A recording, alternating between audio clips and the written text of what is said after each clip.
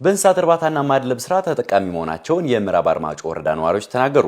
የአካባቢው ዝርያ በማሻሻል የእንስሳት እርባታን የማስፋፋት ስራ እየተሰራ መሆኑን የምዕራብ ጎንደር ዞን እንስሳትና ዓሳ ሀብት ልማት መምሪያ አስታውቋል። ኤልያስ ጋሻው ተጨማሪ አለው።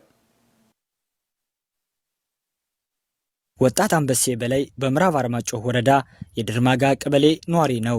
ወጣቱ የቀንድ ከብት በማርባትና በማድለብ ስራ ተሰማርቷል። በ2004 ዓ.ም በ5 ላምና በ12 ፍየል ነው ስራውን የጀመረው። አሁን ላይ ወደ 400 ገደማ የሚጠጋ የቀንድ ከብቶችና የጋማ እንስሳቶችን እያረባ ነው። ከ10 በላይ ለሚሆኑ ወጣቶች የስራ እድል ፈጥሯል። አሁን ላይም ስራውን አስፋፍቶ በመስራት ተጠቃሚ መሆኑን ነው ወጣት አንበሴ ያጫወተን። አባቴ ሲመጣ 5 እናት ላሞችና 12 እናት ፍየሎች ነው እዘን የመጣ ነው። አሁን በፍየል ብቻ ማሰሮ ወረዳ ላይ ቤት ገዝተናል። ልማቱ ለአንድ ግለሰብ ብቻም ሳይሆን ይሄ ልማት ለህብረተሰብም ለቤተሰብም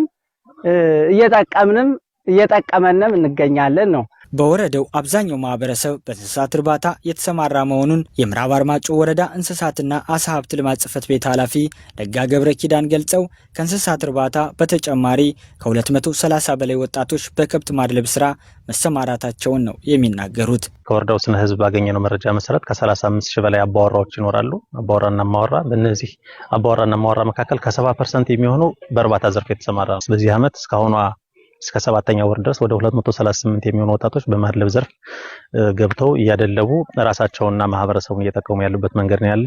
የተጠናከረ የክትትልና የድጋፍ ስራዎች እየተደረጉ መሆኑንም ኃላፊው ተናግረው የመድኃኒት ችግሮችን ለመፍታትም እንደ ወረዳ በርካታ ስራዎች እየተሰሩ ነው ብለዋል። በእኛ በኩል የመድኃኒት አቅርቦት ችግር እንዳይገጥመን ቀድመን ግዥ እንፈጽማለን። ክልሉ እንዲያቀርብልን እንጠይቃለን። ክልሉ በማይደርስባቸው መንገድ ደግሞ ማቅረብ ያልቻላቸው መድኃኒቶች ከወረዳ ፋይናንስ ጋር እየተነጋገር በግል አንዳንድ መድኃኒቶች የምንገዛበት መንገድ ነው ያለ። የእንስሳት እርባታን ለማስፋፋት ሰፊ ስራዎች እየተሰሩ ነው ያሉት ደግሞ የዞኑ እንስሳትና ዓሳ ሀብት ልማት መምሪያ ኃላፊ እያየው ታከለ ናቸው።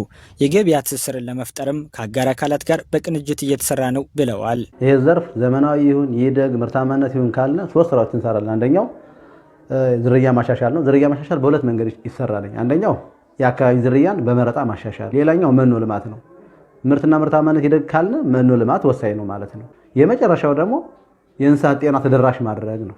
እነዚህን 3 ነገሮች ስንሰራ ምርታማነት፣ ዝርያ ማሻሻል ምናምን የምንለው በሙሉ ይፈታል ማለት ነው። አስተዳደራዊ መረጃ መሰረት በማድረግ ከ3.2 ሚሊዮን በላይ የዳልጋ ከብትና ከ2.2 ሚሊዮን በላይ ደግሞ ፍየሎች በዞኑ እንደሚገኙ ከመምሪያው የተገኘው መረጃ ያመላክታል።